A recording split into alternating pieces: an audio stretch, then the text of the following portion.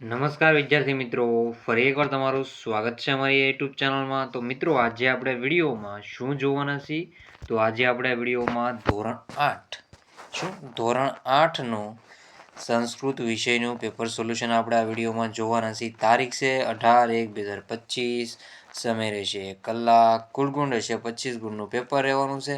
તો સાહેબ તમારે પૂરેપૂરું પેપર સોલ્યુશન જોવાનું રહેશે. ચેનલમાં નવા હો તો ચેનલને સબસ્ક્રાઇબ કરવાનું ભૂલતા નહીં. તો સમાવિષ્ટ પ્રકરણ છે 1 થી 4 સમાવિષ્ટ પ્રકરણ રહેવાનું રહેશે.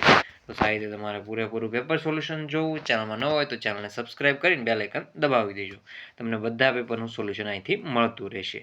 તો આપણે હવે સોલ્યુશન સ્ટાર્ટ કરી દઈએ. તો પહેલું છે, સાદા તેમજ જોડાક્ષરયુક્ત પદો સાથેના વાક્યો તથા પરિચ્છેદનું અનુલેખન કરે છે. તો નીચે આપેલ ફકરાનું સુંદર અક્ષરે લેખન કરો. તો નીચે આપેલ ફકરાનું તમારે સુંદર અક્ષરે લેખન કરવાનું રહેશે. કોઈ પણ એક ફકરાનું તમારે સુંદર અક્ષરે લેખન કરવાનું રહેશે. તો પહેલું છે, એમાં શું રહેશે? કિશન મહારણ્ય તત્ર સુંદર તસ્ય તડાગ આસિત તડાગ પરિત બહવો વૃક્ષા આસન તેષા મધ્યે કશ્યન વટવૃક્ષ આસિત તસ્ય અધઃ કશ્યન મૂષક વિલ નિર્માય નિવસતિ સમ. તો ફકરો તમારે છે એનું બેઠું સુંદર અક્ષરે લેખન કરવાનું રહેશે. એટલે કે જો આ ફકરો આપેલો છે તો બેઠે બેઠો આખો ફકરો છે તમારે જે આપેલો હોય ફકરો એ લખી લેવાનો રહેશે વગર ભૂલ કરે. તો તમારે પૂરેપૂરા 5 માર્ક મળી જશે. પૂછાવો છે એ નક્કી છે મિત્રો. તો આવી રીતે તમારે એક ફકરો તો હશે જ તે. ગમે આ હોય એવું જરૂર નથી, પણ આ ગમે ફકરો એક આપેલો હશે એ તમારે ખાલી એનું ઉતારવાનો રહેશે. તો સાહિત્ય તમારે ઉતારી લેવાનું રહેશે અને એના જવાબ તમારે કરી લેવાના રહેશે. પછી આપણે આગળના ક્વેશ્ચન જોઈ લઈએ.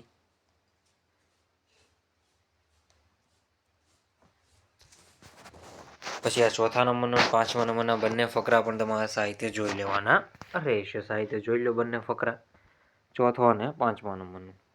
તો એમાં પણ તમારે ખાલી એનું અનુલેખન કરવાનું રહેશે.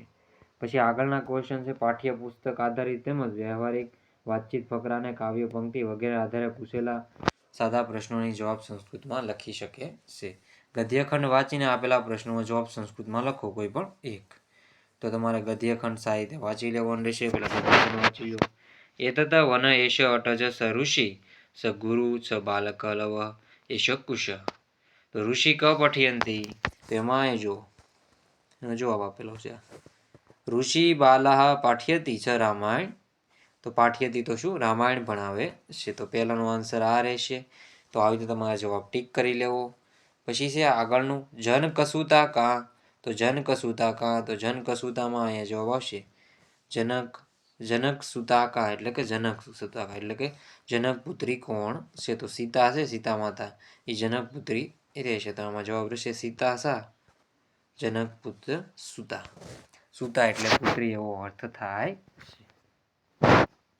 પછી છે, શુક પુનઃ પુનઃ કી વદતી. તો શુક પુનઃ પુનઃ રામ નામ વદતી. અહીં જો ત્રીજાનો જવાબ, તો એમાં જવાબ આવશે શુક પુનઃ પુનઃ રામ નામ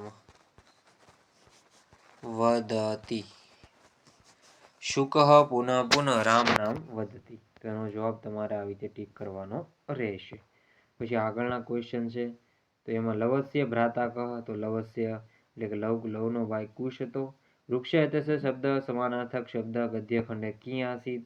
તેમાં તમારો જવાબ આવશે તરુ આસિત રહેશે. પછી ગદ્યખંડ બીજા નંબરનો ગદ્યખંડ છે. તો આને પણ તમારે પોઝ કરીને સાહિત્યનો જવાબ જોઈ લેવાના રહેશે. તો તમારે સાહિત્ય પૂરેપૂરું વાંચી લેજો પહેલા, અને પછી એના તમારે જવાબ ટીક કરવાના રહેશે.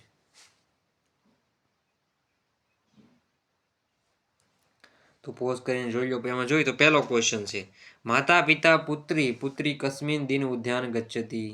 તેમાં આવશે ભાનુવસાર. શું છે? ભાનુવાસાર. તો એમાં જવાબ આવશે અહીં જો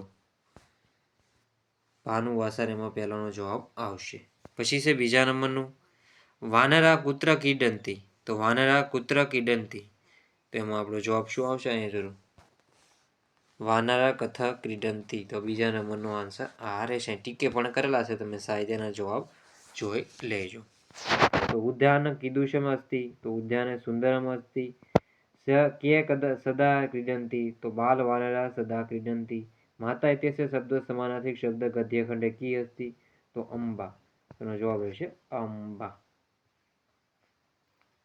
તો આવી રીતે તમારા સાહિત્ય જવાબ તમારે ટીક કરી લેવાના રહેશે પછી આગળના ક્વેશ્ચન છે ગદ્યખંડ ત્રીજા નંબરનું છે સાહિત્ય પૂરેપૂરું વાંચી લેજો તમે તો ગદ્યખંડ સાહિત્ય જોઈ લો પછી એના જવાબ પણ અહીં તમે સાહિત્ય જો આપી દીધા अस्माक देशस्य नाम किम तो अस्माक देशस्य नाम भारत अस्ति विश्वनाथ कस्मिन् नगरे विराजति तो विश्वनाथ से काशी नगरे विराजति क्या काशी नगरे